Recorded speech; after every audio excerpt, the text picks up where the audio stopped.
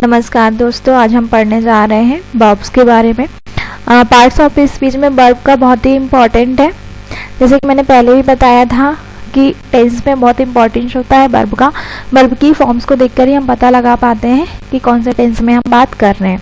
तो friends, verb की form आप लोग याद कर लीजिए, अगर नहीं याद है तो first form, second form, third form और फोर्थ फॉर्म। जैसा कि हम देखते हैं कि जैसे कि राइट वर्ब है, लिखने को हम राइट बोलते हैं, तो उसकी सेकंड फॉर्म होती है रोट, थर्ड फॉर्म होती है रिटन और एक आईएनजी वाली कंटिन्यूअस फॉर्म होती है जिसे हम बोलते हैं राइटिंग।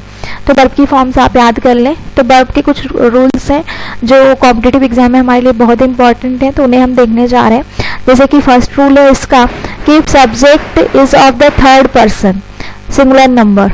ठीक है, तो अगर थर्ड पर्सन है, जैसे कि हम जानते हैं ही, शी, इट थर्ड पर्सन होते हैं और सिंगुलर ये होते हैं, तो अगर ये किसी सेंटेंस में आते हैं, सब्जेक्ट के रूप में आते हैं, तो आपको वर्ब की फर्स्ट फॉर्म में एस या ईएस या आईईएस लगाकर वर्ब को भी सिंगुलर फॉर्म में कन्वर्ट करना पड़ता है।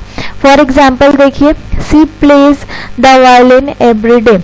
ठीक है, तो सी यहाँ पे सब्जेक्ट है और इसके साथ अगर आप सिंपल सेंटेंस में बोल रहे हैं, सिंपल प्रेजेंट सिंपल में बोल रहे हैं, तो वर्ब फर्स्ट फॉर्म में हमें एस लगाना है।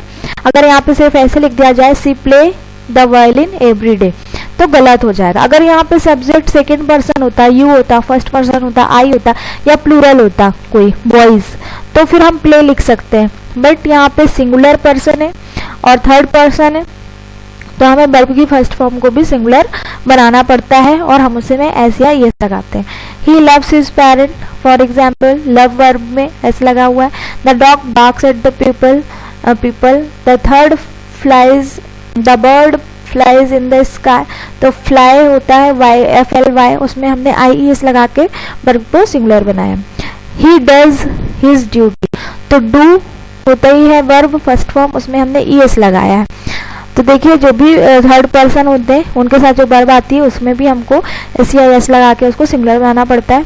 देन सेकेंड रूल देखिए friend, the following verb are not usually used in the continuous form. तो ये जो वर्ब लिखी हुई है इनको आप बहुत ही कम कंटिन्यूअस फॉर्म में देखेंगे। कंटिन्यूअस मतलब जैसे कि सीइंग, सी में आईएनजी लगा दिया जाए, कंटिन्यूअस फॉर्म जो होती है।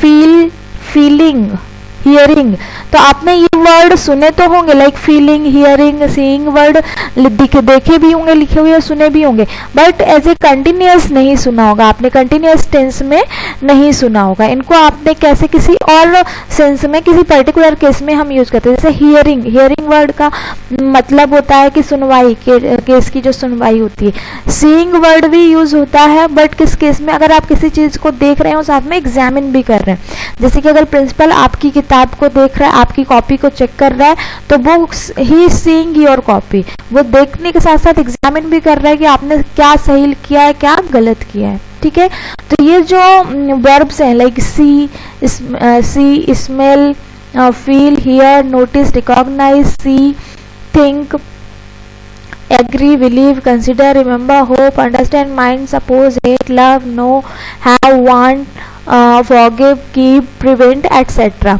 तो फ्रेंड, ये वर्ब्स होती हैं वो यूजुअली नहीं यूज होती हैं आपकी कंटिन्यूअस फॉर्म में। तो ये कहीं अगर आपको कंटिन्यूअस फॉर्म में दिखती है तो आप वहाँ पे ध्यान रखिए कि मे बी यहाँ पे एरर हो सकता है। तो आपको क्या करना है कि पर्टिकुलर केस में ही ये यूज होते हैं, तो आपको याद रखना है कि ये कंटिन्यूअस फॉर्म में ये वर्ब्स कहाँ कहाँ यूज होते हैं। ठीक है, फॉर एग्जाम्पल देखिए, he is having our telephone connection, तो ग्रामेटिकली ये सेंटेंस गलत है। ठीक है, उसके पास टेलीफोन कनेक्शन है, आप ऐसा बोलना चाहते हैं तो आप कैसे बोलेंगे, he has a telephone connection. Then the flower is smelling sweet, तो स्मेल वर्ड भी हमारे इसमें वर्ब है, इसका भी आईएनजी फॉर्म नहीं यूज होता है। तो हमको इसको कैसे, इस तरह से हम नहीं बोल सकते, ये रॉन्ग है। हमको कैसे बोलना चाहिए, द फ्लावर स्मेल्स स्वीट। ठीक है, बट अगर आप ऐसे बोले कि मैं फूल को सूंघ रहा हूँ, तो उस केस में, ये पर्टिकुलर केस है, इसमें आप स्मेल वर्ब को आईएनजी फॉर्म में यूज कर सकते हैं। द नेक्स्ट एग्जाम्पल देखिए, the manager is seeing your application, तो वो एग्जामिन कर रहा है, आप पर्टिकुलर सिचुएशन में एग्जामिन भी कर रहा है, तो यहाँ पे हम यूज कर सकते हैं।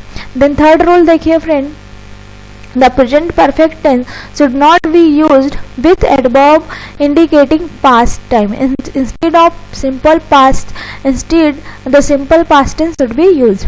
ठीक है, तो जब प्रेजेंट परफेक्ट टेंस के साथ कोई पास्ट की बात कही जाए, एडवर्ब इंडिकेटिंग पास्ट टाइम मतलब क्या है, कोई ऐसा सेंटेंस जिसमें हमको पास्ट के टाइम का पता समझ में आता है कि ये पास्ट की बात है, तो वहाँ पे प्रेजेंट परफेक्ट टेंस का यूज ना करके हमको सिंपल पास्ट टेंस का प्रयोग करना चाहिए। जैसे फॉर एग्जांपल देखिए, I have seen a film last night, तो ये प्रेजेंट परफेक्ट टेंस है, but last time this is the adverb indicating past time. Last night तो पास्ट हो गया, तो यहाँ पे इसको कैसे बोलना चाहिए, I saw a film last night, तो यहाँ पे हमको पास्ट सिंपल टेंस का यूज करना चाहिए। नेक्स्ट सेंटेंस देखिए friends, he has left for Hyderabad last week, तो अगेन यहाँ पे प्रेजेंट परफेक्ट टेंस में और फिर यहाँ पे वर्ब इंडिकेटिंग पास्ट टाइम है, तो ये इसको कैसे बोलना है, पास्ट सिंपल का यूज करके बोलना है, और हम इसका करेक्ट होगा he left for Hyderabad last week. Then fourth rule है, the present perfect tense with for or since is used to express an action began at some time in the past and is still continuing up to the time of speaking or just finished। तो जो present perfect tense है उसका भी हम use करते हैं जब अगर कोई पास्ट का उसमें सिंस और फॉर का यूज करके हम प्रेजेंट परफेक्ट टेंस में सिंस और फॉर का भी यूज कर लेते हैं, जिसमें पास्ट का टाइम इंडिकेट रहता है, लेकिन उसके समय क्या होता है फ्रेंड कि वो काम स्टार्ट तो पास्ट में होता है लेकिन वो अभी प्रेजेंट में भी कंटिन्यू रहता है, मतलब वो खत्म नहीं हो, तो वहां पे हम फॉर और सिंस का यूज करके बोल सकते हैं। ठीक है, तो फॉर का यूज हम ड्यूरेशन बताने के लिए करते हैं, जैसे कि 2 days 10 days, और जो सिंस का यूज करते हैं हम पॉइंट ऑफ टाइम बताने के लिए यूज करते हैं, जैसे कि since 1996, since yesterday, since morning, since last week, इस तरह से। तो आई फॉर एग्जांपल देखिए, आई नो हिम सिंस 1986, तो आपको पता होना चाहिए कि यहाँ पे हम सिंपल में नहीं बोल सकते, जब सिंस और फॉर का यूज हो तो हमको किसका यूज करना है, प्रेजेंट परफेक्ट टेंस का यूज करना है। जैसे कि I have known him since 1986, मैं उसे 1986 से जानता हूँ। Our teacher is sick for the last 2 days, तो इज, अब देखिए इज के साथ सिंस और फॉर का यूज हो रहा है, फॉर का यूज हो रहा है, तो ये गलत है, हमको इसके साथ क्या करना चाहिए, प्रेजेंट परफेक्ट टेंस का यूज करना चाहिए। तो our teacher has been sick for the last 2 days, इस तरह से हम इसको बोल सकते हैं। The next rule देखिए friend, the present perfect continuous tense is also used for action began in the past and still, तो present perfect का तो यूज कर सकते हैं, perfect continuous tense का भी हम इस तरह से यूज करते हैं। ठीक है, तो उसमें भी सिंस और फॉर का यूज होता है। For example, I am reading this novel since morning, मैं सुबह से नॉवल पढ़ रहा हूँ, तो समझ में तो आ रहा है बट ये ग्रामेटिकली वाला गलत है, इसमें एम का नहीं, इसके साथ परफेक्ट कंटिन्यूअस टेंस की वर्ब का हमको यूज करना है। देन नेक्स्ट देखिए, they are going to English classes for the last 1 month, तो यहाँ पे देखिए दे आर, और फिर यहाँ पे टाइम भी बता रहा है पास्ट का, और वो काम अभी भी कंटिन्यू है, तो हमको इसको परफेक्ट कंटिन्यूअस में बोलना है। They have been going to English classes for the last 1 month। Next rule लिखिए, when the first action led to the second action immediately the simple past tense plus simple past tense are used। अगर एक action होता है और उसके बाद just बाद दूसरा एक्शन शुरू हो जाता है, मतलब एक के बाद एक, थोड़ा सा भी गैप नहीं है उसमें, तो हमको दोनों बातों को बोलने के लिए, दोनों एक्शन को बताने के लिए सिंपल पास्ट टेंस का यूज करना है। For example, when he open the gate they came in, तो ये दोनों काम ऐसे एक दूसरे से लगे हुए, ऐसा नहीं कि एक हो गया फिर थोड़ी देर बाद दूसरा हुआ, ये काम ऐसे है कि एक के बाद एक लगे हुए हैं, कंटिन्यूटी में हो रहे हैं, एक हुआ फिर दूसरा होना ही है।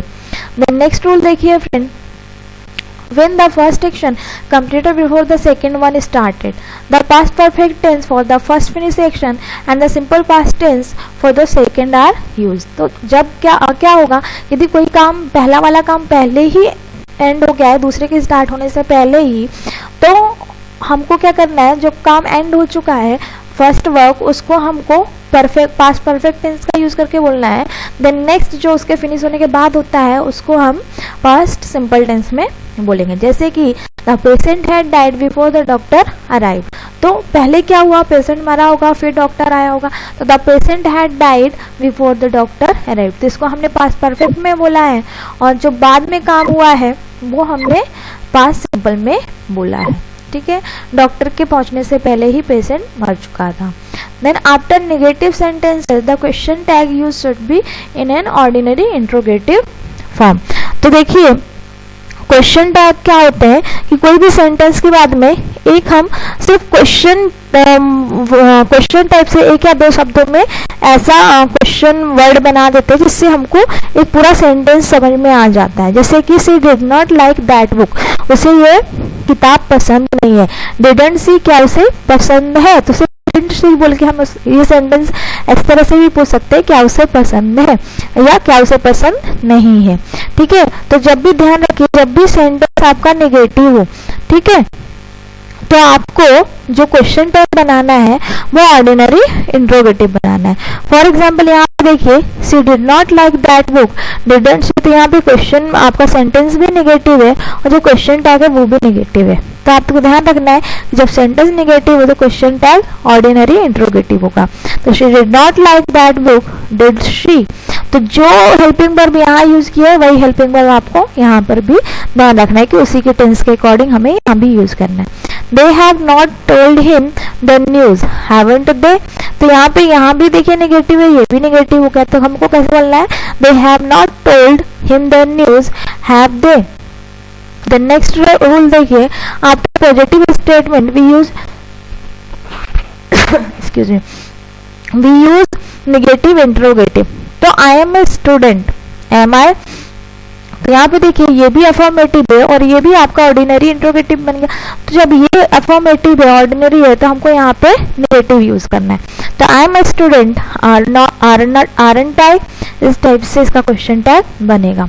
Let's play for some time shall we, लेकिन यहाँ पे लेट्स के लिए ये एक स्पेशल केस याद रखिए कि यहाँ पे let's play for some time shall we कैसे बनाना है। Then he works hard, does he, तो यहाँ पे क्या होगा? He works hard, does he, तो ये भी अफर्मेटिव हो गया, ये भी आपका ऑर्डिनरी हो गया, तो इसको हमको निगेटिव बनाना पड़ेगा। तो सही क्या होगा? ही वर्क्स हार्ड, डजंट ही, ठीक, डज नॉट ही, तो ये सही होगा। देन नेक्स्ट रूल देखिए friend, when the verb in the principal clause is in a past tense, the verbs in the subordinate clause normally in the past tense। तो कोई भी sentence अगर उसके दो पार्ट हैं तो जो मेन पार्ट है अगर वो पास्ट टेंस में है तो जो उसके आगे वाला सबऑर्डिनेट पार्ट होगा वो भी पास्ट टेंस में ही होना चाहिए। For example said that he will pass the examination, ठीक, तो यहाँ पे will नहीं would का यूज होना चाहिए कि will का पास्ट would होता है। तो he said that he would pass the examination. They told me that they have paid the fee. तो they told me that, ये तो पास्ट में हो गया, तो फिर यहाँ पे प्रेजेंट परफेक्ट में क्यों है? तो इसको भी हमको पास्ट में बदलना है। तो they told me that they had paid the fee। तो थैंक यू फ्रेंड्स। अगर आपको मेरा वीडियो पसंद आया तो आप लाइक कीजिए, सब्सक्राइब कीजिए।